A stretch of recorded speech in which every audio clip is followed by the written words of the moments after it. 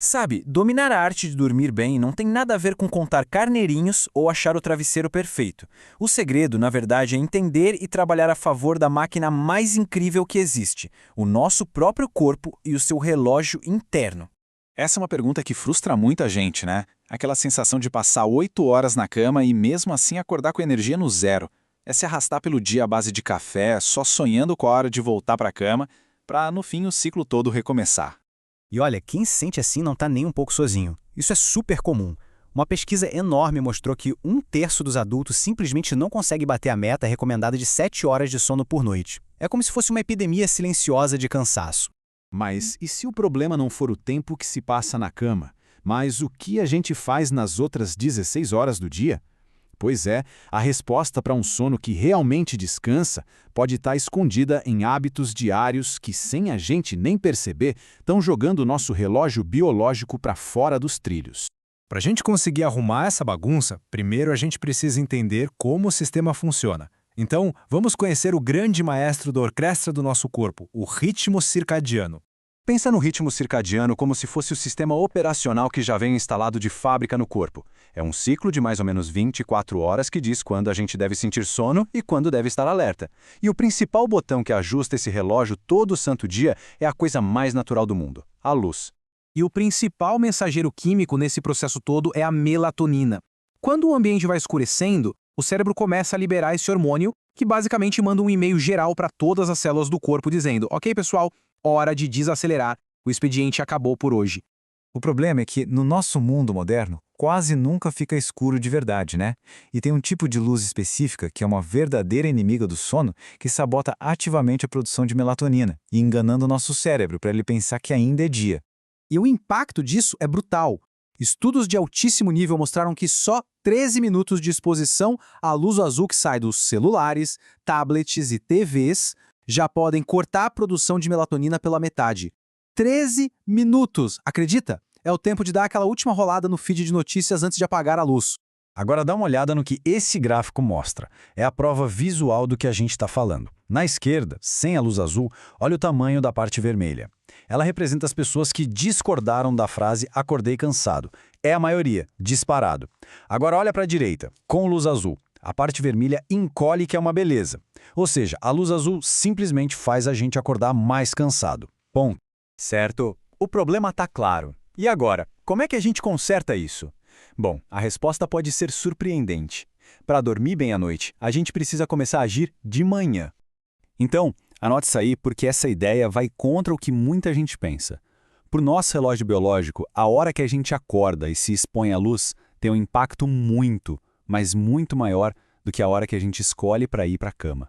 Funciona mais ou menos assim. Quando a luz do sol da manhã bate nos nossos olhos, ela manda um sinal direto para o cérebro para parar completamente a produção de melatonina. Esse é o start oficial do dia. A partir daí, um cronômetro invisível de umas 12 a 14 horas começa a contar, programando o cérebro para voltar a liberar melatonina mais tarde, na hora certa. Beleza, com o dia bem iniciado, agora sim a gente pode focar em preparar o terreno para uma noite de sono profundo. Vamos ver umas estratégias para a noite?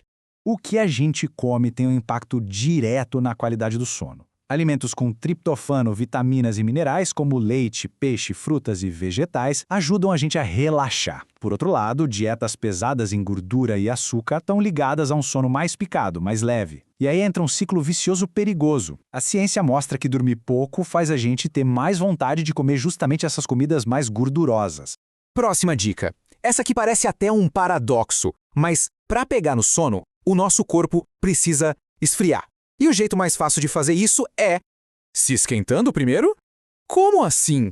É isso mesmo. Um banho morno, 1 ou 2 horas antes de deitar, faz os vasos sanguíneos da pele se dilatarem. Isso traz o sangue quente para a superfície e ajuda o corpo a liberar calor bem mais rápido depois. Essa queda na temperatura corporal é um dos sinais mais poderosos para o cérebro de que está na hora de dormir. Ok, o corpo está pronto, mas e a mente que não desliga? Aquela que fica repassando o dia, planejando amanhã? Então, existe um jeito de hackear esse estado de alerta usando uma coisa que a gente já faz o tempo todo: respirar.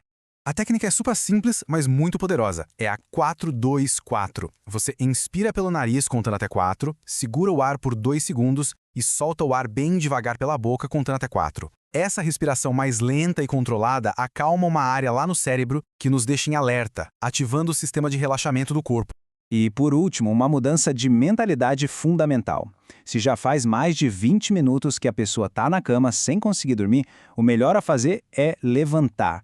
Ficar rolando de um lado para o outro só ensina o cérebro que o quarto é um lugar de frustração e ansiedade. A cama precisa ser um santuário, um lugar associado só com descanso e sono. Ufa, parece muita informação, né? Mas a boa notícia é que não precisa fazer tudo isso de uma vez. O poder de verdade está em simplesmente começar. A chave para reajustar o relógio biológico não é a perfeição, é a consistência. Escolher uma ou duas dessas dicas e praticar com regularidade já cria um efeito cascata. São esses pequenos ajustes feitos todo dia que levam a melhorias gigantes na qualidade do nosso descanso e da nossa vida. No final das contas, o grande segredo é este: parar de lutar uma batalha perdida contra a nossa própria biologia e, em vez disso, começar a trabalhar em harmonia com ela. Realinhar a nossa rotina com o ritmo mais básico da natureza, o ciclo de luz e escuridão, do dia e da noite.